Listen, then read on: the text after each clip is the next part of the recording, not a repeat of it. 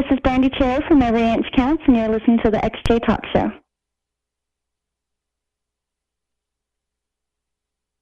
Ooh, red Jeeps are sexy.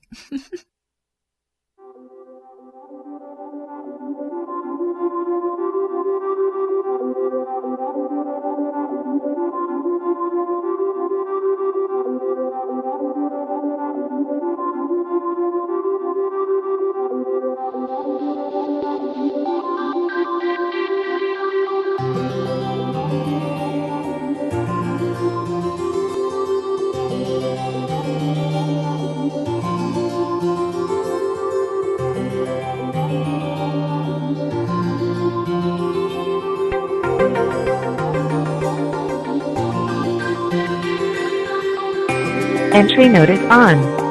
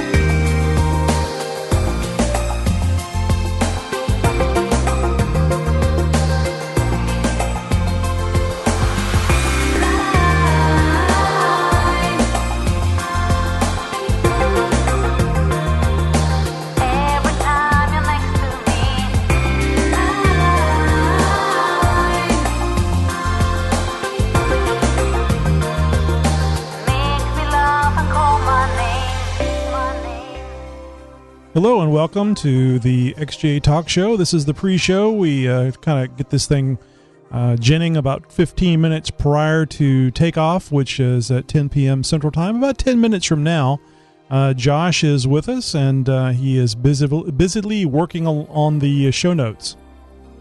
That's right. Just finishing up some of my personal show notes for this week in Jeep. Got some good stuff for you guys.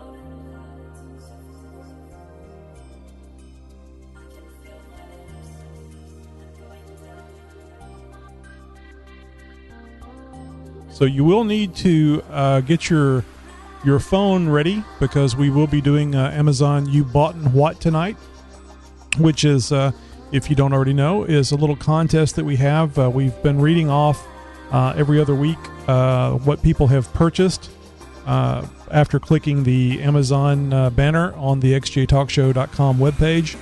And we anytime that Josh screws up and uses his word "boughten," then that means that whatever item it was that he screwed up on, you get an Amazon gift certificate for the amount of that item if you're the first caller into our little switchboard. You know, it's just like real live commercial radio with a twist. Not to be confused with a nipple twist. That would be something completely different. No purple nurples on this show. Is that a purple nurple? I didn't know that's what a purple nurple was. Yeah. Well, if done correctly, anyways. Be putting small bandages over your nipples for several days afterwards.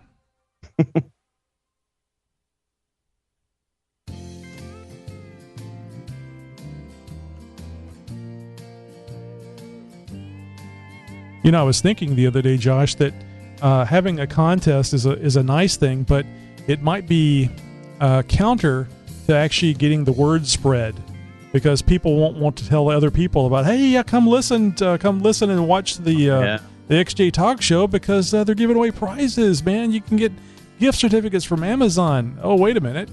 The fewer people are there, the more likely I am to win. So, you don't want to watch that show. It's crap. I hope that's not what's going on.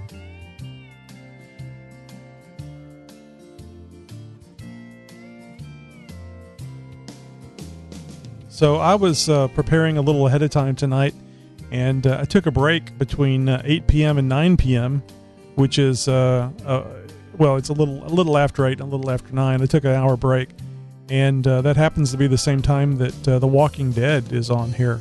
Oh, yeah. So I watched it.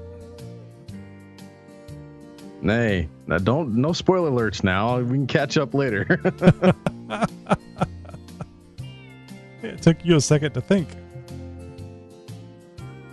Yeah, I can't think and type at the same time. If I try walking, chewing bubble gum, and farting, I lose all bowel control. So yeah, it's not a pleasant sight. Hazmat team shows up and cordons off the area.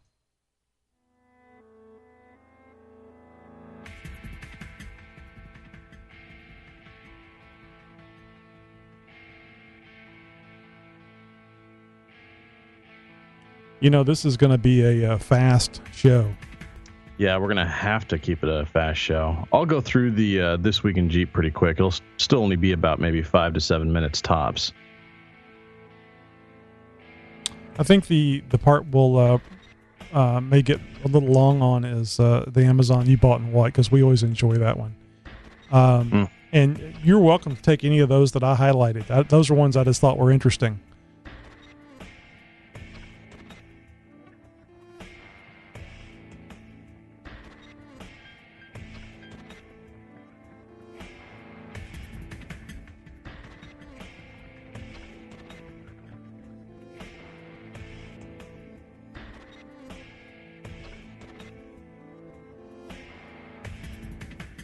I didn't grab the old stuff. This is everything from the past month.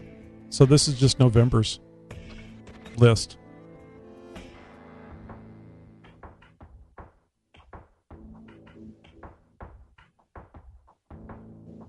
The item you have highlighted in red and black, red and yellow. These are the 3 that you've got highlighted there.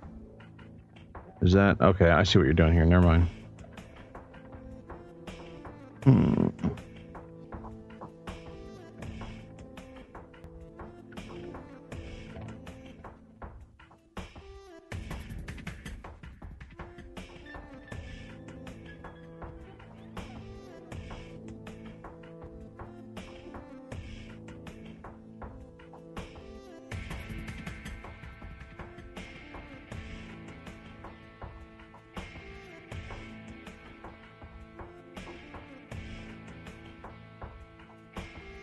Ah, there it is.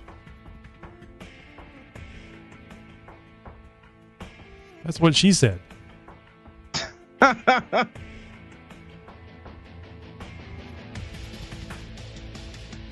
Was watching The Office the other night, and there was there was a moment that somebody said something, and Jim looked at Steve Carell and said, "I can't believe you're going to let that one go by." And he shakes his head like, "No, I can't."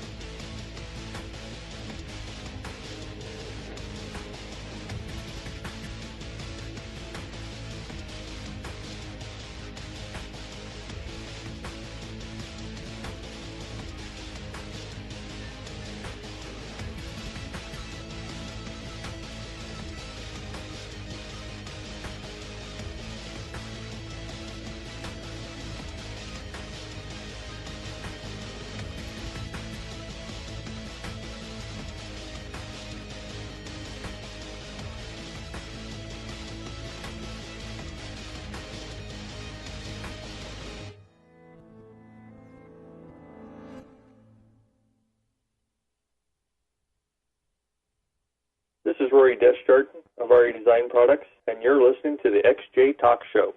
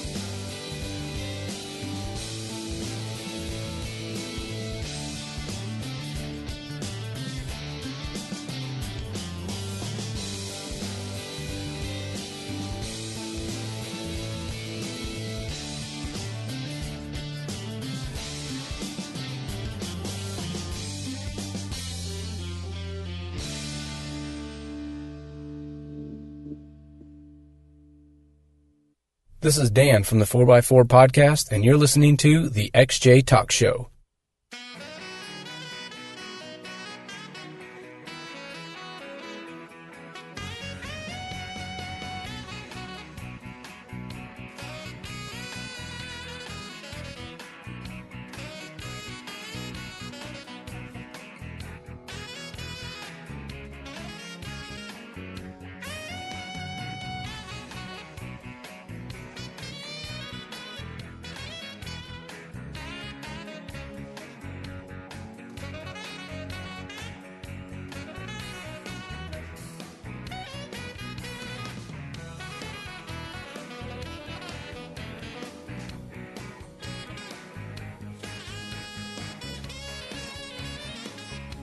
Ooh, we're late. 10:01.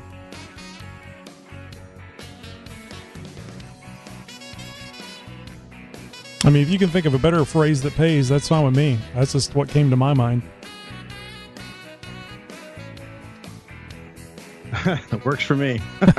Like it. Okay, good.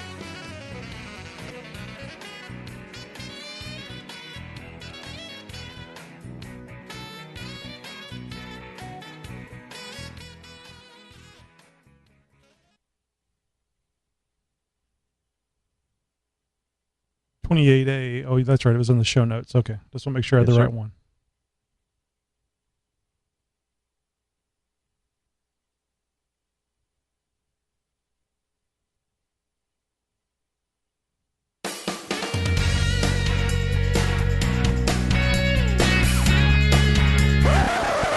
This just in to the XJ Talk Show News Desk.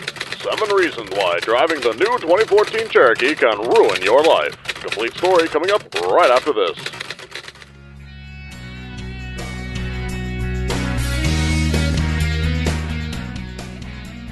XJ Talk Show is on the air. Okay, it's a podcast. Oh, you know what I mean. Anyway, here's Tony and Josh.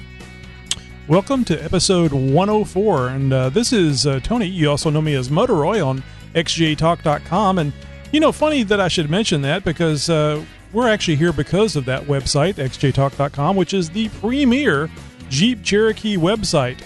You know it, you love it. If you haven't been there, what the hell's wrong with you? And here's my co-host, Josh.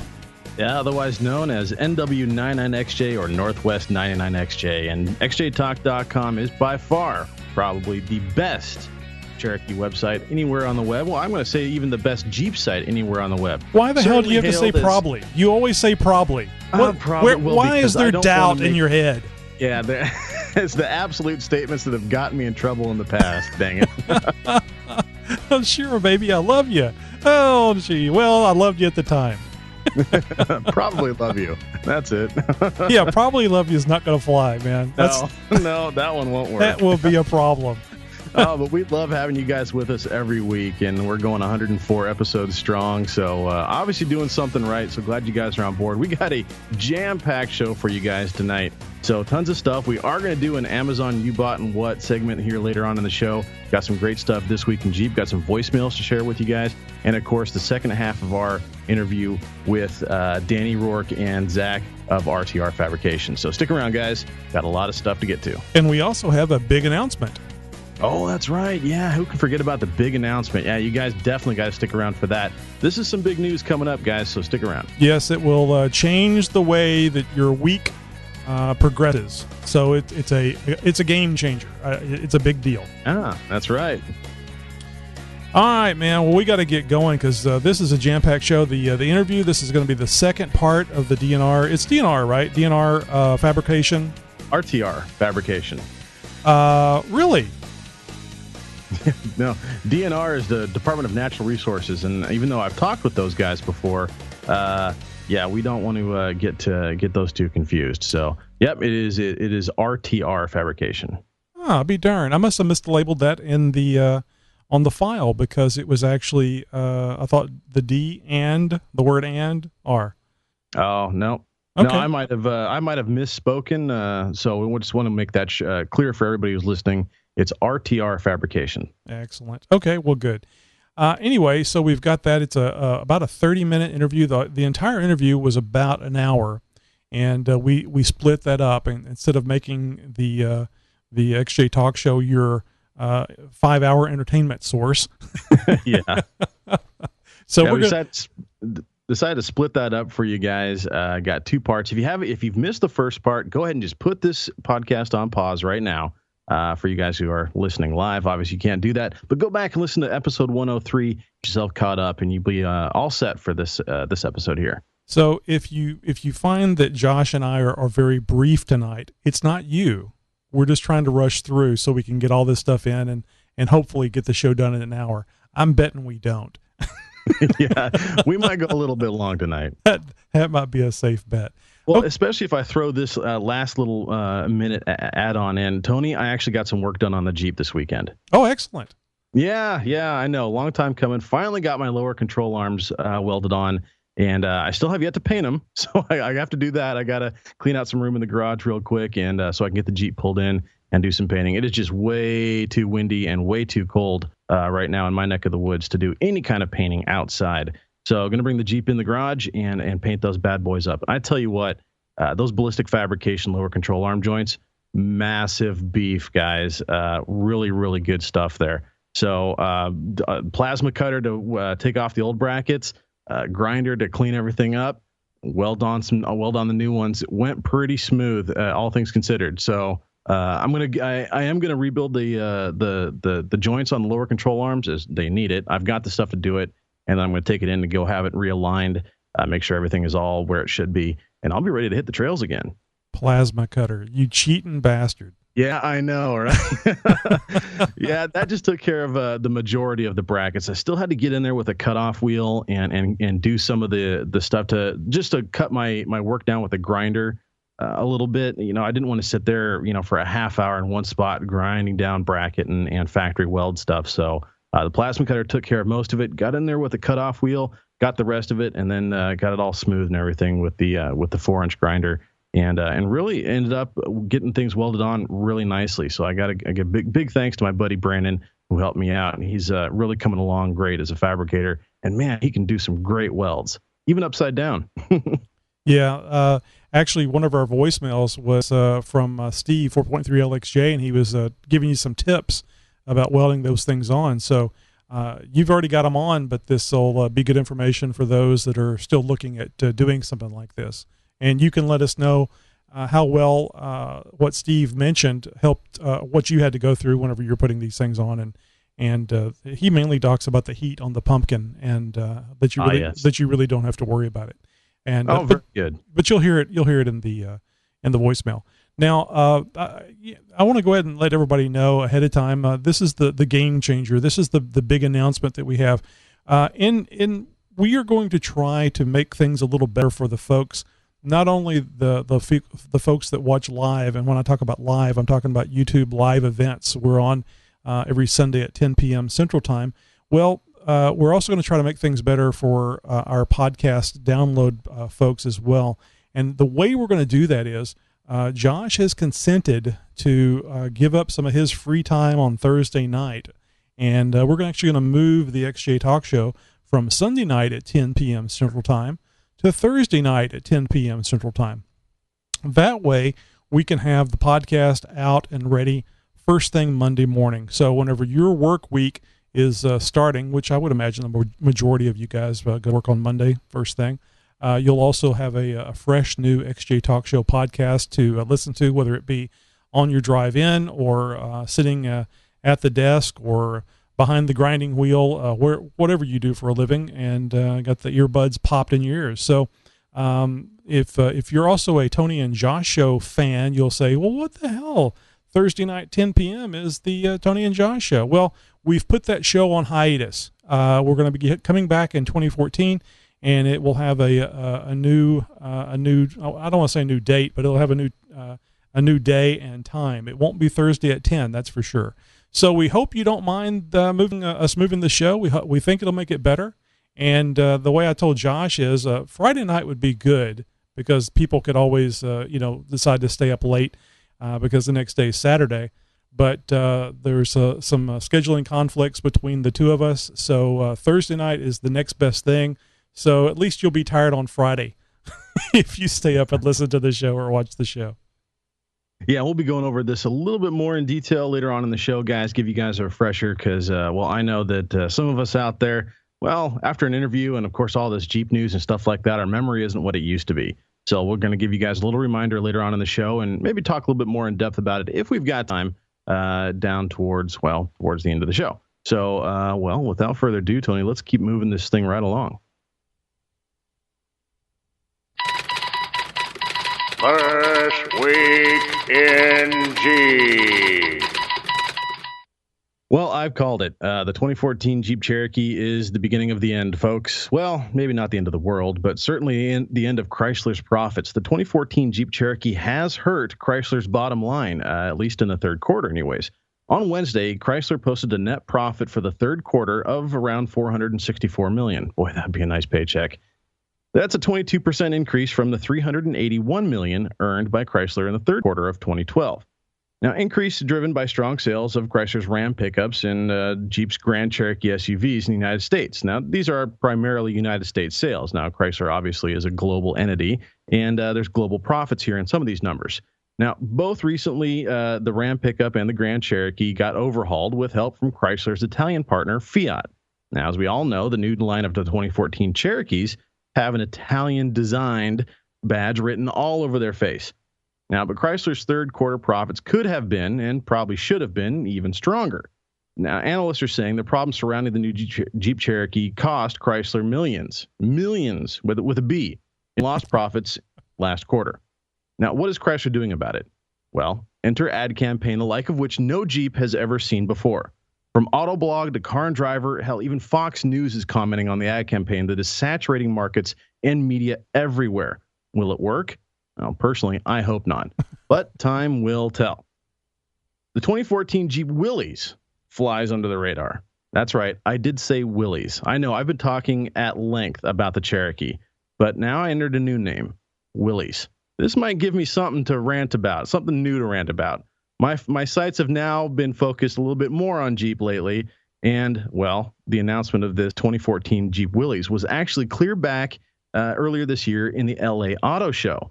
There's been very little mention of the new Willys. Rightly so, I might add. Chrysler did a big disservice to us, to those of us who are loyal and admittingly slightly nostalgic enthusiasts of the brand and the badge, with the failed launch of the new Cherokee. Now, once announced, the uproar over that alone was deafening. Now throw in an announcement that could potentially overshadow the much-needed media coverage of the Cherokee release at the time, and we have a downright crisis on our hands. Now, for those who don't know, the new Willys is a tad bit stripped-down JK. For all intents and purposes, that's really what it is. Now, you still get the same kind of axles, but instead of electronic differentials, locking differentials, you get limited slip. There's no touchscreen in the dash, and all the electronic bells and whistles have been completely stripped. And, of course, there's no flat fenders either, which I thought was a huge letdown to the name badge. Now, no leather seats either. Well, that's fine and dandy. And an automatic is not available as a standard option. Rock rails and slush mats, however, are. Now, along with the BFG mud terrains, this rounds out a fairly decent off-road package. They're calling it the Wrangler Willys Wheeler Edition. And despite the tongue twister of a name, the price tag is not that much of a mouthful. Base price is in the low 20s. That's right, I said low 20s. A fully loaded JK right now is going to run you in excess of $40,000. Now, the two-door and well, that's going to be for the two-door. Still under 30 for the unlimited four-door. Stick around, guys. I'm going to be doing a lot more research and probably a lot more bashing on the Willys as it comes around in the news a little bit more. Yeah, I read about this online someplace, and I think one of the most comments that I saw, the most common comment that I saw was, seems to be a way of Jeep to promote selling of a stripped down JK. Because it's not very Willy-ish. I mean, the Willys certainly was your basic Jeep, and that's what it needed to be for the military. But, I don't understand why this stuff is pretty simple for us. Why is it so difficult for the Chrysler Corporation to come up with something that, with the Jeep Cherokee, the 2014 Jeep Cherokee, that's going to be a slap in the face to hundreds of thousands of owners. Yeah. And now you're going to slap the people in the face that have the real Willys Jeep, or whose dad or granddad fought in the war and drove one of these things? I mean, come on. Well, look, I thought the least they could do is do an embossed Willys, instead of just a sticker across the hood. They could have also at least given it some actual flat fenders. Yeah. Instead of just standard JK fenders. And really, it's just one disservice after another. They're really just butchering the name badges, and I wonder where it's going to end. Well, it's a miracle if they go a different direction and people love it and embrace it, and makes the company, even bigger and better than what it was.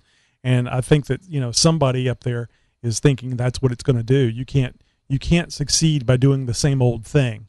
Well, I can understand that, but look at what Chevrolet and Chrysler did with bringing back the late 60s vintage cars in a new way. I mean, to me, they perhaps I need to talk to somebody that has a 69 Camaro and ask him what he thinks about, or she thinks about, the new Camaros. Maybe they're to find them just as distasteful as we do the Cherokee. That's a really good question and a very good point. Now, one thing that at least they did do is they did incorporate some of the classic stylings of the old body lines in those models in these new revamped versions. None of that is anywhere remotely close to what they did with the new Cherokee. Well, no, I'll have to correct you. The original Cherokee and the new 2014 Cherokee both have 4 tires. Oh, you're right. You're right. And they are round. They are round. The wheels are too. Imagine that. Well, I guess there's a whole headlights could have been similarities. And they have an engine and a transmission and a transfer case of sorts. Now, did you see what Steve 4.3 LXJ posted on xjtalk.com today? Because he posted up that he actually got paid to test drive a 2014. Got $25. We got to get him on then. I didn't know that. I haven't been on today, so I missed that. I missed out on that. So you haven't read that post. Well, I asked him because he was really baiting people up, that, hey, I got paid to take to drive a 2014 Cherokee. And I posted, so did you feel dirty afterwards? Did you have to take an extra hot shower? He's in a silkwood shower, curled up in a fetal position at the bottom of the tub, scrubbing himself vigorously. Mama. Yeah, in a bad way. And so his response was that no, not at all. That he test drove the Grand Cherokee, the Cherokee, and I think a JK is what he said. But anyway, he said that when he mashed on the 2014 go pedal, it didn't want to go. He had to wait on it. And I think that's one of the things that you've covered in the This Week in Jeep, that it just doesn't have any power. And it's got no power, and it's all drive-by-wire. Yep, first-hand account there. You guys can catch all kinds of fun information on xjtalk.com. Oh, yeah, we regularly bash the Cherokee in print on the website, so lots of fun over there, guys. All right, well, let's get to these voicemails. Yeah, let's hear it. Hey, this is Tony. And this is Josh from the XJ Talk Show. We want to thank you for calling our 24/7 voice line. Yes, we do. Just leave your first name and your question or comment. There's no guarantee, but we may play your message on the podcast. Oh, and don't worry about keeping it clean. We'll take care of that. Now it's your turn to speak at the beep. Hey, Josh, this is Steve, 4.3 LXJ. Hey, just listened to episode 103 of the podcast and your welding conundrum. And I just want to tell you that I think you're worrying about this more than you really need to. In the first place, the only side that would really be a problem, I think, for you would be on the driver's side. And just go ahead and weld your bracket on and just don't get in a hurry. You can do a half a bead at a time. And if you have any doubts about what's going on with it, all you have to do is put your hand on the tube near the pumpkin. And if you can touch that, or if it's just a little bit warm, this is no big deal, because that pumpkin normally gets probably about 200 degrees when you're using it. And that's nothing for differential oil or an axle seal or anything like that. That's just normal temperature. So as long as you can't boil water on the thing, it's not going to hurt it.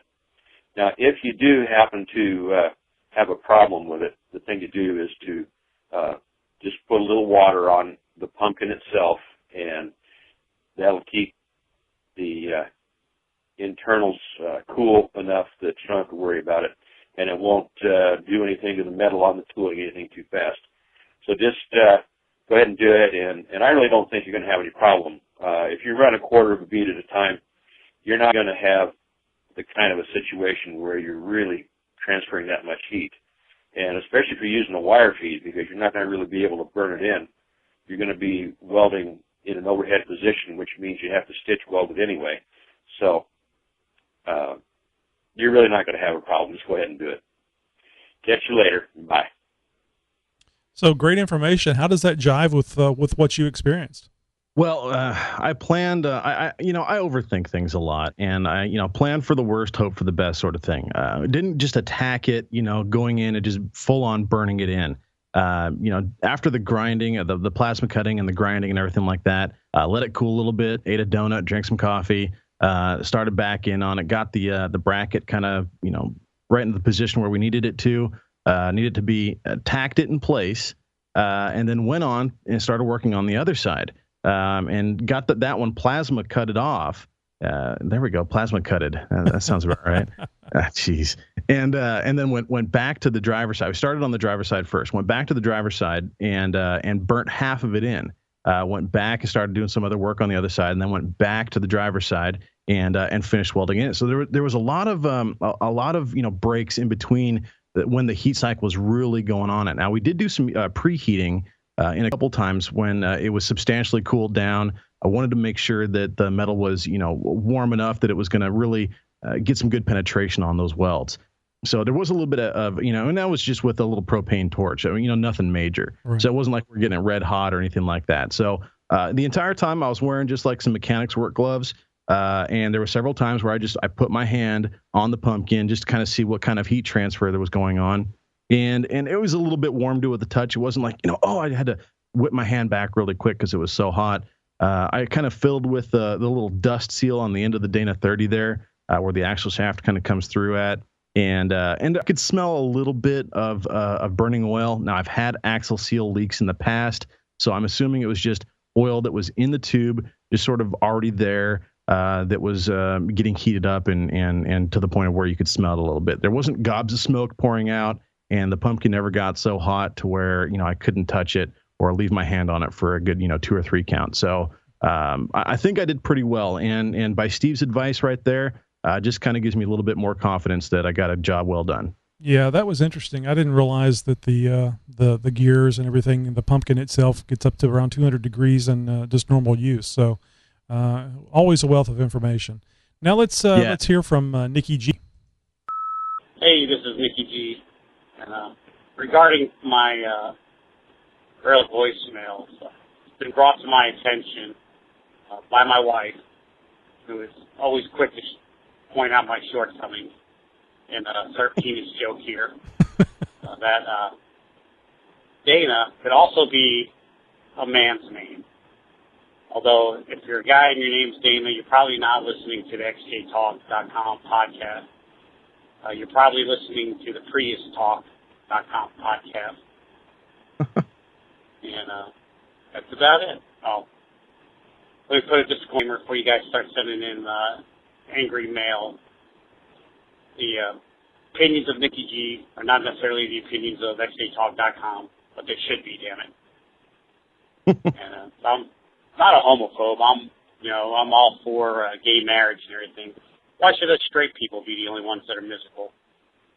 All right, guys, I will chat you later. You have a good one. Bye. The immediate thought I had after listening to that was the wife saying, "What do you mean? Are you miserable? Because I can fix that." Yeah, right. I can make you happy as hell. Oh man, the kind of stuff that must come out of Miss G's mouth, boy! I tell you what, that guy's no wonder he's wearing a tinfoil hat. Windy G. Yeah. Yeah, I forgot there was a couple of Danas out there that are well known. Dana White, owner of UFC Ultimate Fighting Championship, and of course Dana Carvey from Saturday Night Live. Well, that's kind of a case in point with Dana Carvey. Although he's very funny, I've always enjoyed him. So really quick, before we get to this last voicemail and we get into the Amazon You Bought and What game, the phrase that pays tonight is, now this is what you got to say when you call in to win. The 2014 Cherokee sucks ass. The 2014 Cherokee sucks ass. That's what you got to say. So we'll ask you for the phrase that pays when you call in, and that's what you got to say. If you don't say that, then you don't get nothing. All you get is a little time on the podcast. Well, Tony, why don't we give people the phone number for the number that they can call in to win a little prize while we're doing our segment here coming up? Absolutely. That number is, just waiting for it. It's up on the screen for all you guys that are watching live. Of course, you're the only ones that can call in. So this is the number that you're going to call. It's going to be a lot of numbers. It's 267-507-0240, and then a code of 219835. So just look at that on your screen. It is being displayed at the bottom of the picture. So you'll call that longer number first, and then you'll be asked for a code, and that's when you'll put in the number that begins with the 219. And don't forget, forget the phrase that pays.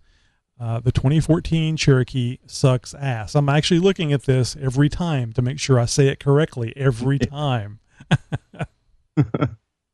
Yeah, once again, guys, that number 267-507-0240, and that code 219835. Now let's hear from Jake. He was our big grand prize XJ Talk Show 100th episode Amazon You Bought and What winner. Hey guys, Jake here. Some of you know me as XJ Wheeler on xjtalk.com, and I won an awesome Rugged Ridge Recovery Gear Kit on the special 100th episode XJ Talk Show You Bought and What giveaway. Thanks, guys. Yep, and Jake posted up pictures after he received that, and it looks like a real nice kit. I was enthused to see that that Cantab 27 in New Zealand actually has a kit just like that. Oh, I'm sorry. It's actually green or orange XJ that said that. Oh, okay. Okay. Yeah, I mean, Rugged Ridge makes some great stuff. They have a huge selection of aftermarket parts for all sorts of Jeeps. I ran their track bar setup for a while, a double shear adjustable track bar setup, which was great, nearly bulletproof. I put it through its paces, that's for sure. The only reason I got rid of it is because I went to 1 ton. So really good stuff there. I would imagine that kit that Jake got is top notch. I'm really anxious. You mentioned the 1 ton. I'm really anxious to hear how all these modifications, what you're going to notice out on the trail. Because that one video I saw, you hit it pretty hard. So now with this on there, you ought to be able to do that with a little more, I don't want to say integrity, a little more confidence. Although you didn't look like you were missing any confidence when you did it. Yeah. Yeah. Well, I've had it out for a couple of shakedown runs, and it's performed very, very well. I do have another wheeling trip actually coming up here very soon. Probably the weekend after Thanksgiving. I'm going to get up in the hills and see if I can't find some muddy trails. Amazon.com and the XJ Talk Show present You Bought What? And if you guys don't know, this is where we read what you guys have bought after purchasing things on Amazon and clicking on the Amazon.com banner on xjtalk.com or xjtalkshow.com. And basically, well, Josh, you go ahead. You tell it most of the time. I just kind of jumped in there. Hey, no worries. Guys, we have a great relationship set up with Amazon.com. If you head over to xjtalkshow.com or xjtalk.com, you'll see the Amazon banner there on the main page. Before you do any of your online shopping or any of your friends do online shopping, make sure you guys click over on those banners. It takes you straight to Amazon.com where you can continue to buy any old thing that you want. You're not going to pay a red cent more, not a dime more. Amazon gives us a tiny little kickback off of each purchase. It's a great way for you guys to support your favorite podcast, your favorite Jeep website. We also get a list of anything that, well, people have purchased. Now, we don't get to see who's buying what. We just get to see, well, what's been bought. There we go. It's starting a little early there. And, well, we've got a great list here set up. And, of course, guys, you guys throw us a curveball every now and again, and we're going to see some of that tonight, I think. And, of course, we get the chance to see some great electronics, some good tech gear, and also some Jeep stuff, too. Always love to see that. So without further ado, Tony and I have picked out, well, a few of our most favorite items out of this list, something that really stands out to us that we decided we could share with you guys. And so, again, well, without further ado, let's go ahead and start knocking these out, Tony. Just want to make sure that everybody understands the way the contest works is whenever Josh does his little screw up and says boughten instead of bought, then whatever item it is that he was talking about at the time, if you are the first caller and you do the phrase that pays, the 2014 Cherokee sucks ass, then you will get an Amazon gift certificate in the amount of that item. We thought that was a lot better than just trying to send you the item because, well, you may not want one of these things that we're going to talk about. You may. We're not here to judge. So some of you guys have wanted some very interesting stuff. So go ahead, Josh. You start. Well, there's a couple on here that I mean, God, we've had some fun with this list before in the past, and this one definitely stands out. Now, it's not very descriptive is what it is, but definitely it raises some questions. It's called a California Exotics Passion Bullets, dual bullets in blue. Now, anytime we're talking about California and exotics, I know we're not talking about pets here. This has got to be something that's, well, maybe used in the bedroom, if anywhere else. Possibly. Now, I started laughing because I thought you were going with this other one. I was going to say this one doesn't stick out. This is a now. Keep in mind, kids, this was purchased on Amazon. Somebody clicked on our banner and then clicked on this on Amazon, and we got a few pennies, a few cents out of this. Anyway, a silicone vibrating butt plug, small, black.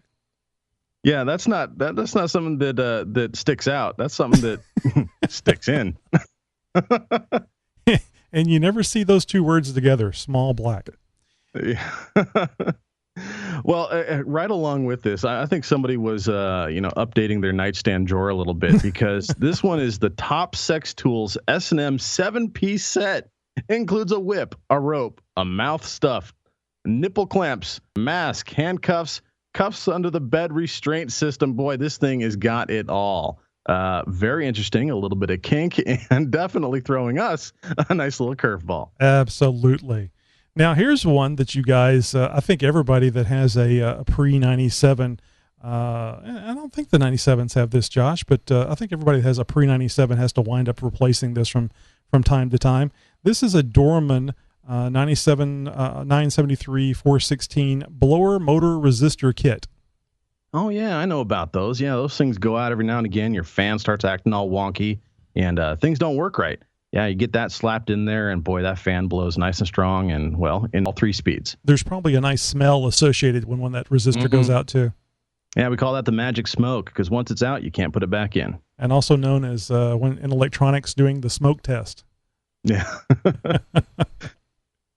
Well, boy, to get some of the stuff that goes in the bedroom going, you guys might need a beer. And we got one item here. It's called the Draft Warehouse Beer Faucet and 4-inch shank kit with black handle.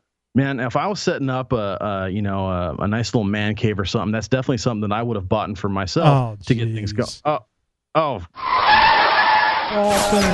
Be the first to call in 267-507-0240, conference code 219835, and you'll win this week's Amazon You Boughten What?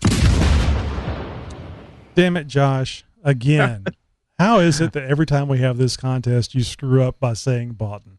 It's bought, damn it. There's only one word. There's no boughted. It's bought. It's the same thing. It's the same. It's the same word. Bought. It present, past tense, and a dangling participle, or however it's said. Yeah, old dog, new tricks. English class. I must have been sick that day or something. I don't know, but yeah, that's it, guys. So okay, calling that phone number. Hope somebody's dialing those numbers right now. 267-507-0240. You got to have the code if you want to get through, and of course the phrase that pays as well. That code 219835, and the phrase that pays. The 2014 Cherokee sucks ass. And if you could say sucks ass with vigor, it doesn't matter as long as you say the phrase that pays. But I personally would like it if you said it with extra vigor. Man, oh yeah, put some emphasis on that. that 2014 Cherokee just pisses me off. Anyway, we do have a caller, and I'm trying to click on it with with the wrong mouse. I'm all excited. Hello, caller. Who do we have on the line? Where are you calling from? I'm still pressing buttons. Oh, okay. Okay, now we should have Jim on the line, I believe. Howdy. Jim, now up front, now you got to tell us the truth. Is that black butt plug yours? Well, I was getting Wayne an early Christmas gift. Oh, there we go. Throw Wayne under the bus. Now Jim is right. Now Jim is actually one of our moderators at xjtalk.com, and he's talking about Wayne. That's Cantab 27 down in New Zealand, another one of our moderators. So as you guys can tell, even though we don't do any bashing and stuff on the site, we do have fun with each other. Oh, a little bit of friendly rivalry every now and again. It's kind of like siblings giving each other a punch in the arm or something like that. So, Jim, this is what bit you in the butt plug a while back. What is the phrase that pays? The 2014 Cherokee sucks ass. Yes. Right. Yay. Excellent. Love that vigor. That was nice. That was very good. Well, congratulations. You have won a gift certificate in the amount of, I scrolled down, it's like $30. Let's see. Yeah. $30.95. You know, as far as beer faucet, shank kit, et cetera, I would have thought it would have been a little more than that.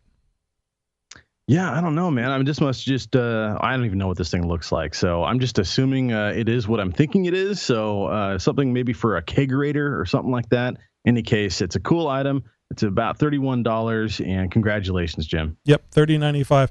What's your favorite XJ Talk podcast? My favorite XJ Talk podcast. Do I have to pick one, or can I just say all of them? All of them is fine. Hey, that works. All of them. All right, man. All right. Thanks for calling in. Thanks for winning. We'll be in touch, and we'll get that gift certificate to you. Thanks, guys. Just like a real radio station, cutting people off in mid-sentence. We would have had you on longer, Jim, but we gotta move it along. Actually, we're about 5 minutes over right now. Yeah. I knew we were going to run a little bit long. That's okay. All in all, that's not so bad. We just found out what you bought. Oh my God, I just can't believe that made it on the list. You know, I probably should save this one for later, but there's one here that I want to point out. One Amazon purchase that somebody made. They purchased an Xbox One console. This is a $500 item, and somebody clicked on our banner before they ordered that. They remembered us before they ordered that. And I think that is way cool. I think we got $20 off of that. So that's a big item. So if you guys are in the market for a Boeing 747 or anything like that, I will, Josh and I'll fly Josh in, maybe on your plane. I'll pay for the fuel, and we'll actually do the show in your kitchen or garage. Yeah. Garage probably would be better. While they're working on the Jeep, we could just do commentary. Like, I wouldn't touch that. That's right. I wouldn't turn it that way. Yeah. Hey man, keep your hand off my pumpkin. So tell us about the interview, Josh. Well, the first half hour, went by pretty quick. I didn't realize that we had gone as long as we did during that interview. The guys over there at RTR Fab, some great guys, got to hear some very in-depth and a little emotional background behind Danny's story. Of course, how he and I met, and of course, what he has had a hand on in the building of my Jeep, which is the rear bumper. And just kind of to recap, guys, Danny is the starter of RTR Fabrication. He's been through, one hell of a trip in his life so far. And you guys really got to go back. If you haven't heard the first part, go back and listen to it. It is definitely one hell of a story. We're going to pick up where we left off, where we start talking about sort of what they got going on at RTR Fab and the direction that the company is going to be taking. Yeah, we're going to fade in from the last half. So there's about a 5-minute overlap, maybe a little less than that. So if you guys go, hey, wait a minute, I've heard this, that's why. So let's get that rolling right now. It's about 31 minutes total, and then we'll be back to wrap up whenever the interview is done. Land back home here in Vancouver, and when I landed in SeaTac and came back down to Vancouver, met up with Zach, actually. Me and Zach drove over to Montana so I could see my folks. I hadn't seen them in about 4 months. And then my plan was just to stay over there because I was told it would only be a 3-week vacation. Mm-hmm. But like my roommate said, it only took, it took them 6 months to call him back. So you were actually planning on going back up to Alaska? Yeah. Okay. Yeah. And this just kind of happened because I don't want to go find a new job in Vancouver. I'd rather go back to Alaska. So this was just to kill time till that happened, but now this is making money, so I don't even want to go back to Alaska. But yeah, those first couple of weeks were just like, we're just hanging out, and I'm thinking in the back of my head, I mean, we're getting into this, and we're starting to get a ball rolling, and any day now you could get that call and go back to Alaska, and I think that's the last thing we all think about now. Well, at this point, that ain't going to happen. Like, if they want me to come back up there, they're going to pay me more money. And they're going to make it worth my while to leave what I have here. So let's talk about that now. So you kind of now back when I was when we were in contact, right? You had sort of were just getting the ball rolling on sort of a little home fabrication project thing going on. You had some bumpers you were selling on Craigslist and stuff like that. Obviously, I've got one on my Jeep, and I mean some other things. Stuff you were doing some projects. You had some things going out and whatnot.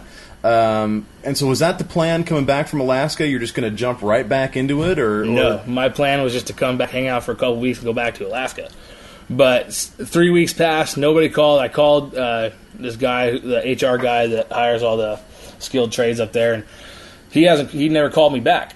So and I called the superintendent up there. He never called me back. So I think it's just, I don't know what the deal is, really, but I'd imagine here in about 6 months I'll probably get a phone call when they need to pour some more concrete up there, because that's kind of what I do, concrete, flat work, form setting, rebar. And that part of the project, because we were building new bunkhouses up there, and the whole foundation was done. So they brought in framing crews, and they brought in this kind of stuff. So I think that's kind of how it works, but I don't really know, to be honest. I was just there. Right. So a few weeks went by, and obviously Zach, longtime friend. Then how do you and Danny know each other? We used to play football together. Actually, we went to the same middle school, but we never passed by then. But when I moved out here in Hawkinson, what was that, like 8 years ago, we were on the same football team. He was a grade ahead of me, so he graduated after me. And like those first 2 years of that story, I mean, me and him knew of each other. But like when he wrecked that Jeep, I saw the pictures on Facebook. Yeah, I remember seeing the pictures. I can't believe you walked away. It was ridiculous. I mean, me and him, we go out of the woods, camping, good times like that, But we probably this last year and a half, 2 years is when me and Danny really started to become close friends and working together because, we both bring a lot to the table. And I mean, shit, I got his back, he's got mine. I mean, well, and then like that's the thing. Like you were talking about how prior to this, when I tried doing this the first time out of my stepdad's shop, like I couldn't figure it out. Like I don't know what it is. Maybe I'm not business savvy. Maybe that's where Zach comes in. Like a piece of the puzzle was missing. Well, you also, if memory serves me right, correct me if I'm wrong here, but you had a theft, didn't you?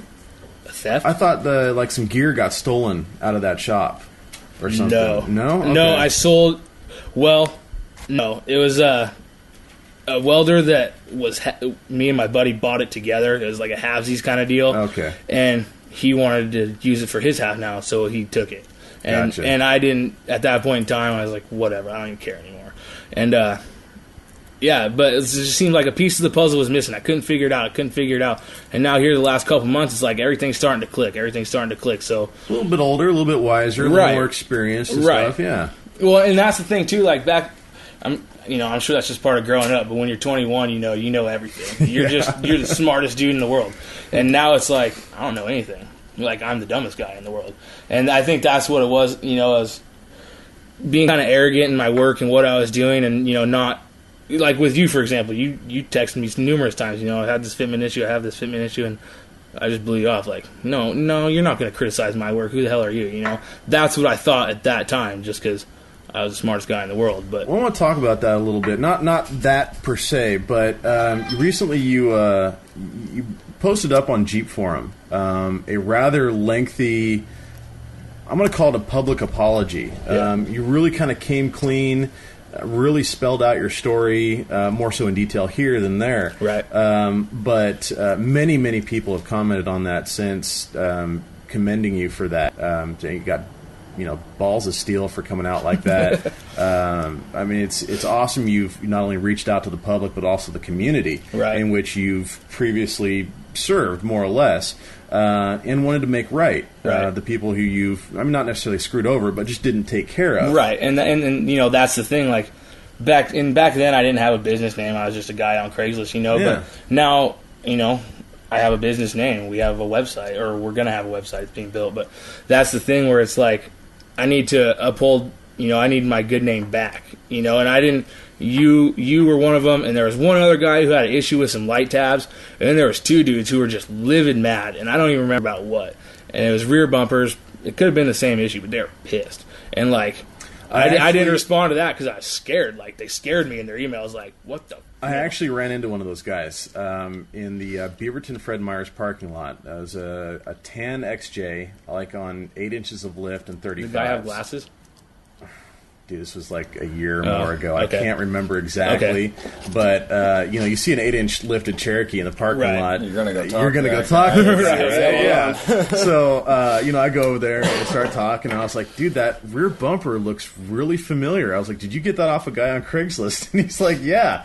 And he's just like, but the thing is it it hangs every time I close the door, close the rear gate. And I was like, mine's got the same issue. Right. And we started talking, and do you know what year his was? I want to say it was a 98. It was a late model. Okay. I want to say it was like a 98, but I don't remember exactly. 98's ringing a bell in my head. Right. So, and I was just like, it's we kind of, no offense, we talked shit about you for about 5 minutes and then parted ways. Yeah. So, I kind of ran into one of those guys. He didn't seem pissed at the time. Maybe he had calmed down or whatever. It was just sort of one of those things. Yeah, what can you do? Right. The guy never called me back. Right. Sort of thing. And I was like, well, I can relate. Right. So, but really reaching out like you did on Jeep Forum, I thought was way cool. It really shows a level of maturity, right. and it shows an earnest level of really wanting to take care of the people that you didn't get a chance to really take care of before. Right. And so, one, I'd like to say that's awesome, and thank you for that. No, thanks. That means a lot to me because I put that out there for a reason, so that it wasn't my intention wasn't to screw anyone over. It was just I was young and I was kind of scared of the consequences, or and older people intimidated me at the time, but I didn't never let that show, but I let it show by not responding. Silence is an admission of guilt in my book. So, yeah. So, when I didn't respond to you, it was like, yeah, I guess I fucked up, but I'm not going to tell him that. Well, and obviously, life sort of kind of got in the way a little bit. Right. Bad decisions or not, it just happens to circumstance. And here we are years later, and you've obviously turned some things around. Yeah. Here you go. I mean, you've got a fairly well set up little shop here.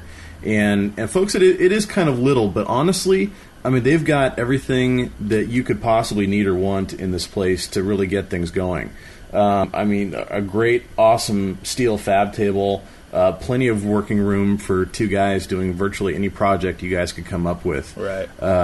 And plans in the future for a lift in the other half of this building. Yeah. So that's, I mean, not only, really cool plans, but also, some great goals to shoot for. Yeah. And I think that you guys could do it with what the products you're putting out. So, I mean, let's go down the list of things that you guys are offering as far as skills or services or products. Anything. You name it. Yeah. We can't do everything in house, but we know the people who could pull it off. Obviously, you can't do powder coating in here, right? And you don't have a tube bender as of yet, but you're in the works of working that out. Yep. So that'll be here in the near future. I mean, other than that, there's really not a whole lot. Yeah, that the tube bender and our plasma cutter, those should be here the next week or two, and shortly thereafter we'll pour the slab and get a car lift in the other side. But there's nothing we can't do, and we have the resources to pull off everything, not necessarily in house, but we know people throughout the community who can do these things and who can do them at a fair price, and that's kind of what we're about as community, because like when everything hits the fan, if and when America topples or the economy collapses, you're not going to be able to hit up the dude on the website. You got to go to your neighbor. You're not going to be able to go to the grassroots. Yeah, right. Totally. And like that's where we're trying to build this from, because that's where in the end we'll probably be. Yeah, I mean, the first rack we built last month, it was off my neighbor's bandsaw we did all the cuts with, and he had the press, So I was walking over there, hauling our 20-foot sticks over there, making the cuts, and coming back here and welding them up. And that was just, a month, 2 months ago. And here we are, and we're pretty much completely in-house now for just building our roof racks. We're about to switch gears and tackle 3 XJ bumpers that I already got lined up and sold. So And yours. And yours, yes. We are doing a pro bono rear bumper. Well, thanks in advance for that. So basically any fab work. I mean, bread and butter is going to be your bumpers, your roof racks, and rock sliders and stuff like that, I imagine. You're going to get into some mechanic-type stuff. I imagine you're going to probably offer lift kit installation services and things like that as well.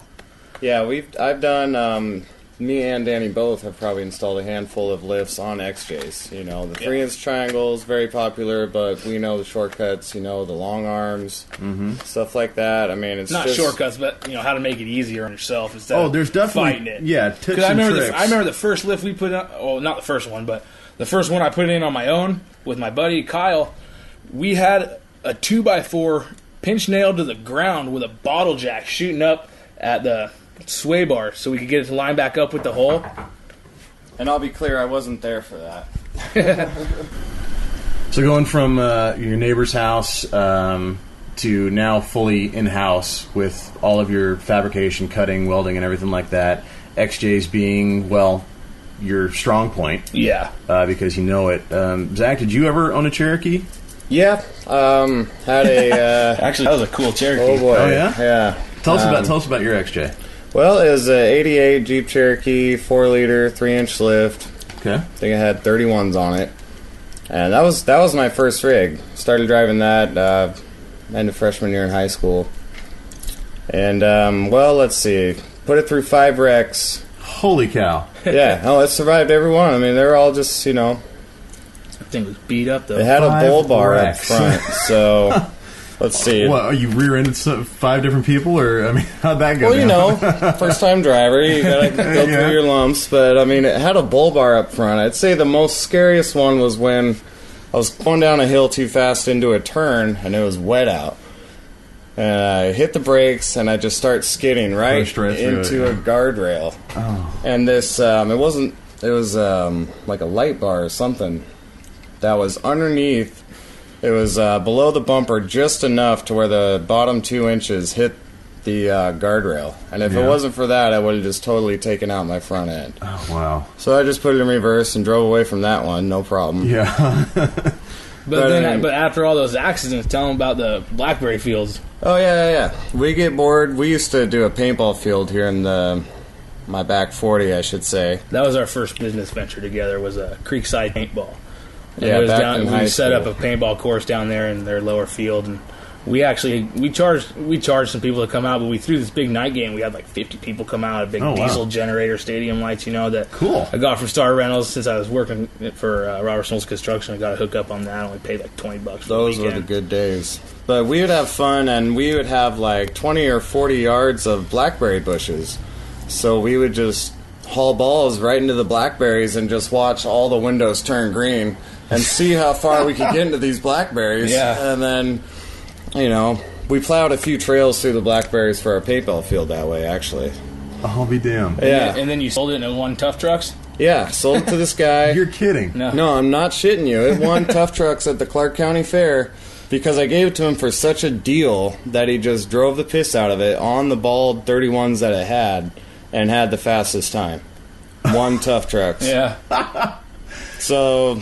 That's amazing. All you out there with an XJ and think you need to lift your rig more and get bigger tires to win Tough Trucks, you don't. You just need to hit the pedal to the metal. Skinny pedal, yeah. That's one hell of a story, man. That XJ is going to tell some stories. Yeah. Do you know if it's still around? You know, it might be. I think I haven't seen it in years. I'm sure it's probably around on other rigs. Yeah, I was going to say exactly. Right, exactly. But I'm an international scout man myself. I've owned 5 Scout 2s and still have a couple. I got a 73, and then my older brother had a 79. I'll never get rid of that. Are currently, current projects. Mm-hmm. You know, they're probably sitting more than they're driving, but I love the Scout. You know, Jeeps are cool. Scout, they got a fully box frame. Yeah. Just an older classic, you know. Yeah, absolutely. So if there's anybody out there like Scouts, you know, I could tell you a thing or two about them. Very good. So, do you have a Cherokee now, Danny? Yeah, it's sitting out back. Is it? It's not mine yet. It's Zach's cousin's. Okay. And as soon as he finds a title, it'll be mine. Or I think he applied for the lost title, and as soon as that comes in the mail, I'm going to buy it from him. All right. And what is it? It's a 88. It's an 88 XJ. Okay. And it's actually got the AX15 in it, I believe, the manual. Is that one bone stock? Is that one? No, it's lifted. In fact, I put the 3-inch lift on that one. Yeah. Oh, okay. Which came off another Jeep that I originally put the lift on. And that Jeep got his cousin Brad wrecked that Jeep, and I helped Brad take the lift off that one, and then he put it on that Cherokee that's in out back. Oh, okay. So you got big plans for that one? Is that going to be kind of like a shop rig? Or? It's going to be kind of like our show-off rig. Right. And it'll probably, it'll have the rear swing tire gate, something trick and fancy, cool front bumper, racks, and I don't know about the interior yet, but what I'd like to do, actually, it'd be the first time I've done it. I've read lots of builds about it where you cut out the rocker panels and install the 2x6 tube, and then use it for an air tank as well. That'd be that's gonna be like my first big project on that. Interesting. Yeah, that's the first time I've heard of people using the replaced rock rails as air tanks. Yeah, probably not a smart idea. Well, I mean, it depends on how you put 200 psi in them. But maybe if not. you're using 188 wall tube, that's a pretty thick tube. It'd be hard to bust it. Yeah. But I've seen a few builds on it, or read about a few builds on it. It seemed like a cool idea, so that'd probably be, and not so much because I need air when I'm out driving around, just to see if I can do it. And that's something I like.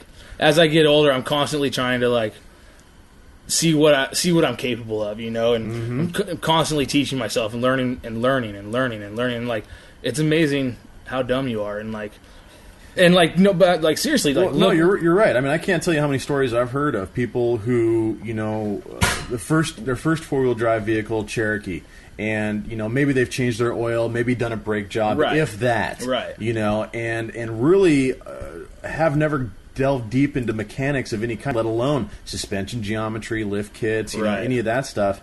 And 3, 4, 5 years down the road, they're an XJ expert, and can tell you how to do anything to a Cherokee, And so I mean, it's that learning curve. It's getting in there and just doing it to see if you can do it, and you come out the other side and you learn a few things. And when I was younger, I kind of like had the one track mind, like I'm going to do it this way because that's what this guy says to do. And now I kind of approach everything like, well, what if we did it this way?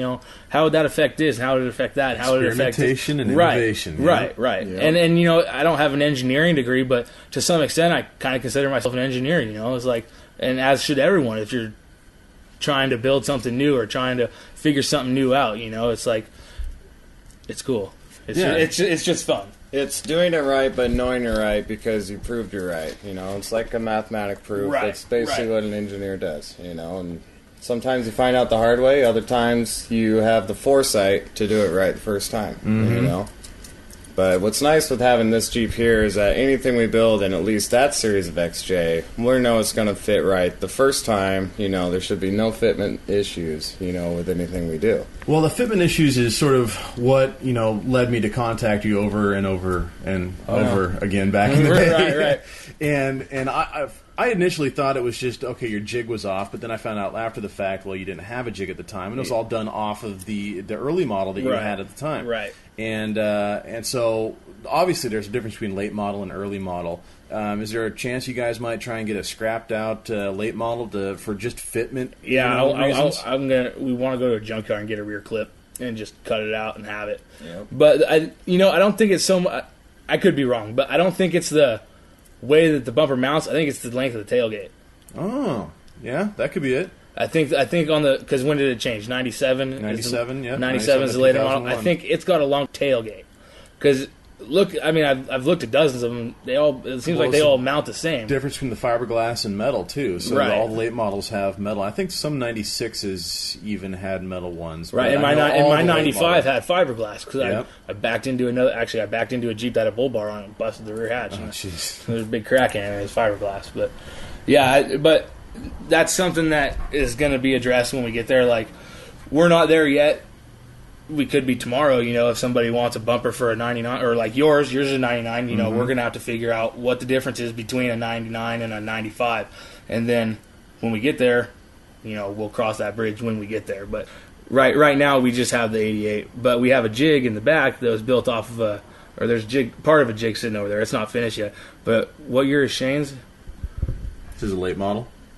No, I think his is a 94. So we have a jig for an early model Jeep. Now we'll have to figure out a jig for a late model Jeep. Yeah, and it's baby steps and not just cutting off more than we can chew, but just realizing the road that we're on, and it's been a great journey so far, and we're excited to get better at what we do and more efficient so that we can handle the workload, which I foresee you guys having here very soon. I'm projecting a year from now, you guys are going to be a very successful company. I mean, you've got the mindset now. Right. You definitely have the shop, the tools, and the means.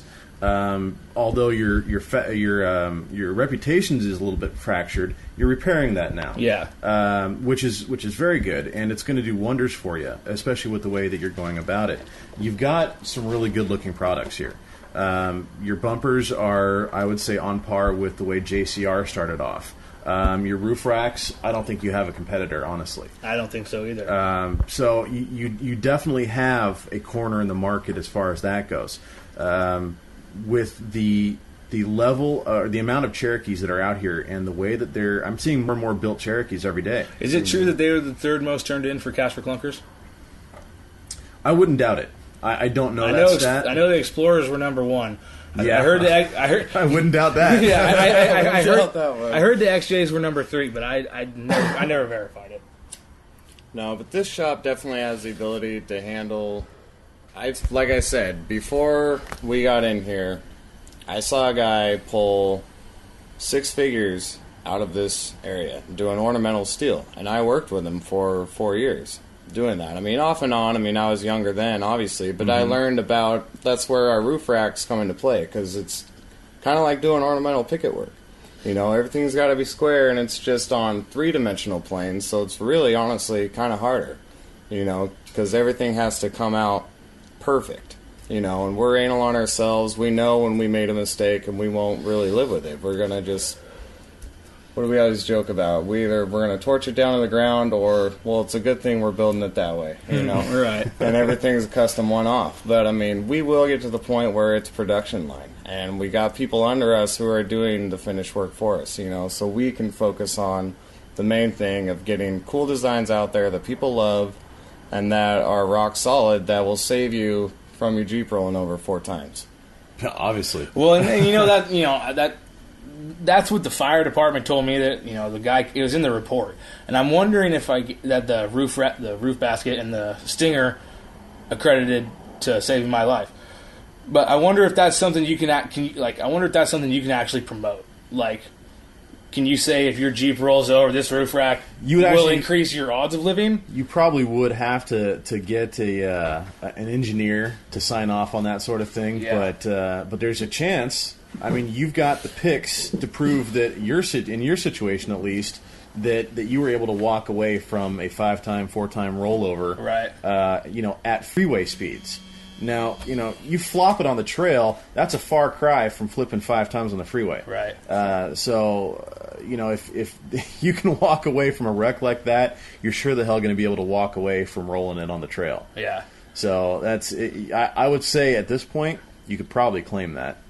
Yeah, especially with the pictures you've got. Yeah, but I probably won't, just for liability issues. You know, yeah, but yeah. You know, it'd be something nice to kind of promote. Like, look, this, you know, look what this thing can hold up to, or, you know, whatever. But it's funny you mentioned that too, because there's a picture of another buddy's XJ.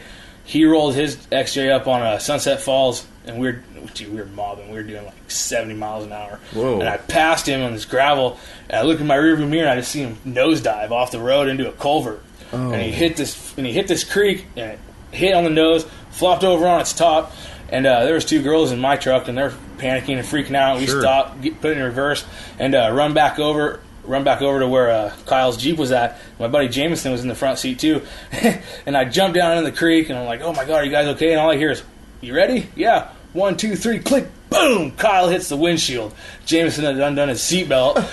He fell, and it was on its top, you know, he fell and knocked the windshield. And we rolled that thing back over, and it's funny because you see a picture of it standing right on top, like straight up and down in the creek bed, laying on one of the bumpers that we built for it.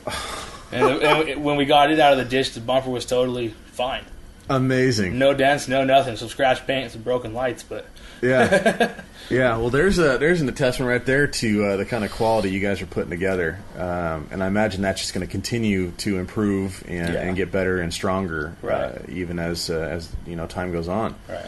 So, future products. Is there anything you guys are kind of working on the side, sort of in the background, you haven't released yet or really talked to anybody about yet? Some different designs for roof racks. Yeah. Because like you mentioned, There's one hanging on the wall for anybody who can't see, but I've never seen one like it, and we built it because we hadn't seen one like it. And I'll have a picture of this in the show notes, guys. I brought my camera with me, and I'm going to take a couple pictures of these guys' shop, and obviously this roof rack, which was one of the first things I mentioned. I commented on when I got here. I was like, that is one really cool roof rack. I've never seen anything like that before.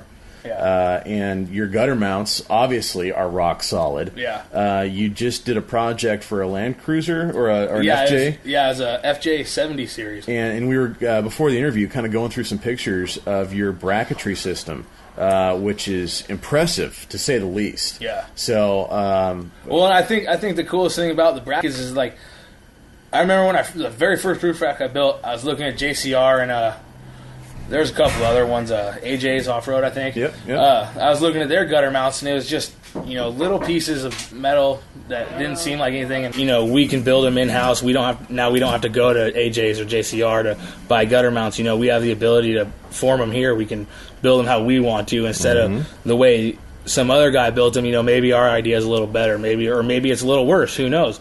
But, that's something we'll figure out down the road. But I'm proud of the fact that we can do it in-house, and we have the skills to engineer and form the metal and do what we're doing, and it's really rewarding, really, and it's nice. Well, that's what it comes down to is not only providing a quality product, but getting obviously compensation is nice, but right. If you have enjoyment in it and you're proud of it, and you stand behind your work, right? That speaks volumes to your character. And it's not like owning my own welding business was a left turn for me. Like, little backstory: my dad passed away when I was 10 years old. Mm-hmm. He started a company. He worked for Ash Grove Cement as a welder, fabricator, machinist, maintenance kind of guy. He started his own business when I was 10. It's called Glenn's Mobile Maintenance, and he died later that year. And it's kind of like, I remember when he first started, seeing him welding in the garage. He had his own welding table, and I was like, dude, I'm going to do that someday. I'm going to run my dad's company someday at 10 years old. And then he passed away, and I got lucky. Dude, I got a cool stepdad. We've gone not toe to toe, but we've butted heads a few times, mainly because I was being a dick, probably. But I couldn't have been luckier with a stepdad, and he did the same thing as a welder, fabricator, this and that. Oh, wow. But he never, and my grandfather worked for Columbia Machine as a welder and a fabricator. So, it's in my blood. And when my dad started that company, I knew right then. And after he passed away, I was like, I just knew, that's where it's going to end up. However I get there, I don't know, but... Well, you've got the eye, you've got the skills, your welds are great, your product is obviously strong as hell. I think that alone... Right. is going to really help move you guys forward. And then, you guys are coming together like Voltron here. You definitely together are definitely stronger. And obviously, just the way, how far you've come in such a short period of time are really on your way. Yeah. So what I'd like to do is have you guys tell people where they can go to see more pictures, to find out information, to contact you, to get a hold of you, to figure out what you guys can do for them. Yeah. Well, you can always call. Our phone number is 360-907-0446, and we have a website currently that's still being built, but you can go to rtrfab.com and it'll forward you to a forums page, which isn't our website yet, but we have pictures there, and people are commenting on stuff and this and that. As soon as our website gets up, you'll be able to go there and not be on the, not get directly forwarded to the forums page. And you on Facebook or not yet? I'm gonna be here tonight. Yeah. And Twitter, probably, but RTR at Gmail or RTRFab@gmail.com too is our email, and we'll have different emails too as the website gets produced, and sure, you'll be able to send emails directly from the website. But right now, probably rtrfab@gmail.com or 360-907-0446 would be the best way to get a hold of us. Well, I think we'll be spreading the word and trying to get some folks headed your guys' way here in the very near future. So, I'd like to thank you guys both for taking the time. I know this has kind of been a little bit longer than we were saying it might have gone, but no, this is what we call good pod. Right. It's good audio here, guys. So thanks for both of you guys for sharing your story, and of course we'll have links to both the website, the email address. We'll post up the phone number for you guys as well, and we'll definitely be sitting down again and talk with Danny and Zach here in the near future as their company grows and develops. And of course, you guys can be looking forward to seeing their finished product, new product on my Jeep here in the near future as well. I'll be obviously taking lots of pictures as I always do and posting them up on the build thread on xjtalk.com. So until then, this is Josh, NW99XJ, signing off, and we'll see you guys next time. Well, Josh, I did a quick look since we had 30 minutes or whenever they talked about it, the cash for clunkers thing, and here's the top 6: Ford Explorer 4-wheel drive, Ford F-150 pickup 2-wheel drive. Number 3, Jeep Grand Cherokee 4-wheel drive. So he was only off by the word grand. Okay. And then number 4, Ford Explorer 2-wheel drive. Number 5, Dodge Caravan Grand Caravan 2-wheel drive. And number 6, Jeep Cherokee 4-wheel drive. Well, we're kind of towards the bottom of the list. Boy, a lot of Fords on there. Yeah. I was a little surprised about the Ford F-150, but it could be because they sell a bunch of them. Well, and I'm imagining those are the F-150s before they went to the roundy body style. So it's probably the older, kind of rusted out, half bent and half, old farm truck style F-150s. I liked those though. Those were nice Fords. I had a 94 and an 89, and prior to that, all the trucks that I had were Chevrolets, and the Fords were definitely the 89 Ford was the first vehicle I ever had that had over 100,000 miles. Oh, wow. Okay. Yep. So anyway, that kind of gives you an idea that, number 3, at least it's not number 1 on the most traded in vehicle, but damn it, I didn't want it to be number 3. So I had to look it up. No, glad to stay out of the top 5 at least. This would remind you guys, we're moving the show, and we could use some people to come over with their trucks and help us. No, I'm just kidding. I always hate the best friend. Hey, can you help me move type thing. Anyway, yes, and no, I won't help you move. I'm not going to take you to the airport either. So we're moving the show. It's going to be on Thursdays, 10 p.m. Central Time, same time, just different day, and we're going to be starting that in 2 weeks. So next week we'll be on Sunday because we can't move it the next week because I just remembered today that this coming Thursday is Thanksgiving.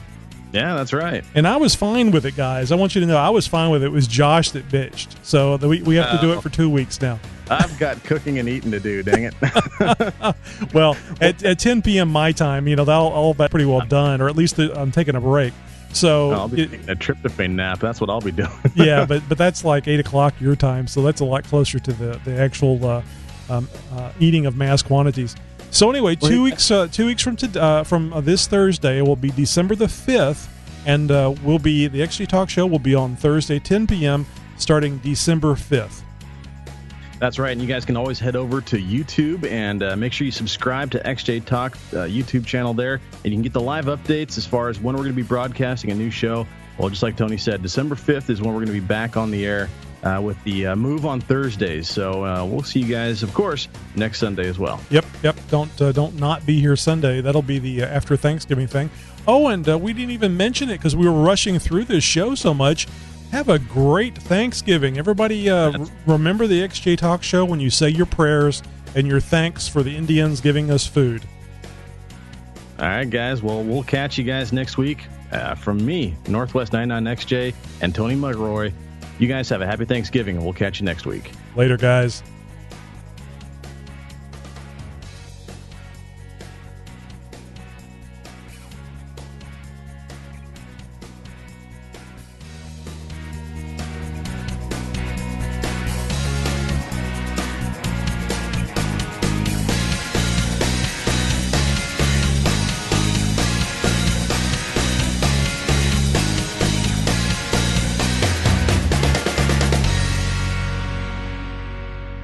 Ooh, red Jeeps are sexy.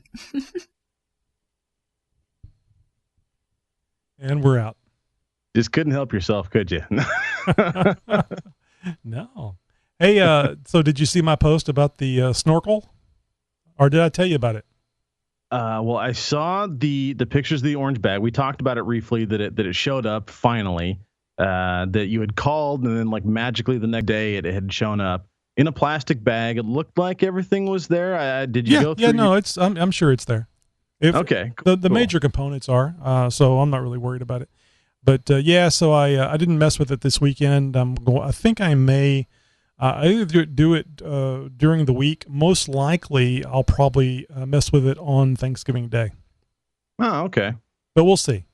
I have to make some time to go get the, which I think is a 3-inch hole saw that I have to get for it, and there may be some other things that I have to get. I just have to crack open the instructions. I'll probably do it online actually, and get all the stuff that I need to do it. It should go pretty fast. I think the hard part's going to be potentially, I have to read about it, but potentially having to drop the windshield wiper container so I don't drill through it. Yeah, you're definitely going to have to get that dropped down, and that of course means removing that inner fender well liner thingy, which is going to be a pain in the butt. I don't think that those. I'll have to look at that. I've never had that off. Maybe they just have little those body style pop in things that hold it in place. I don't think there's anything that screws in there.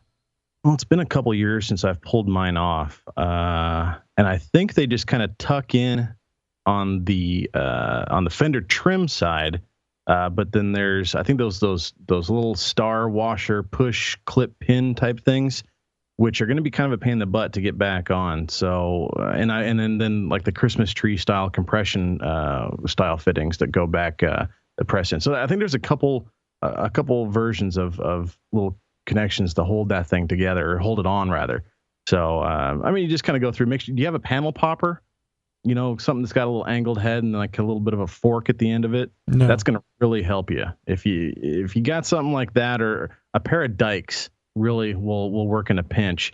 Just something that you can get around as much surface area as possible around the base of that, and then get some kind of a prying action, versus just getting in there with a pair of pliers and trying to pull it straight out, or with a screwdriver or something. You'll end up bending it up. Yep. Well, the crowd that we have left here on the live, Josh and I are going to record our little end of show that we put on as a pre-show to kind of tell the audience what they're about to hear, or what they're about to see if it's on YouTube.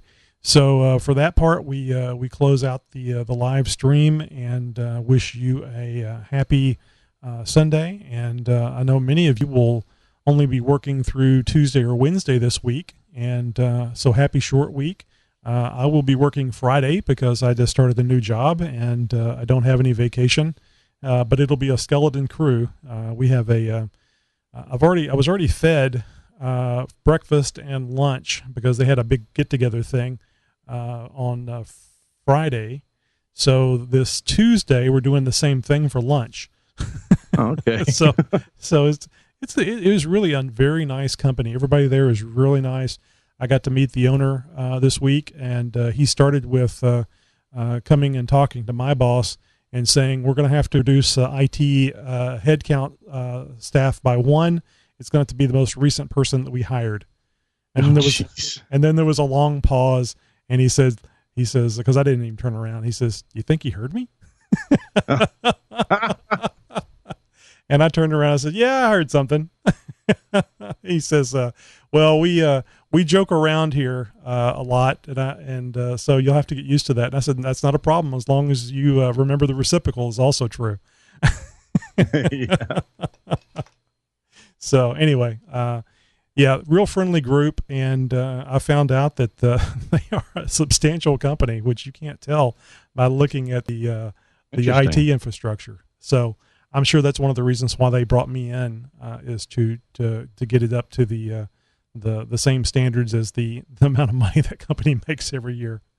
I'm just hoping Obama doesn't screw it up, because it is a drug company. Oh yeah.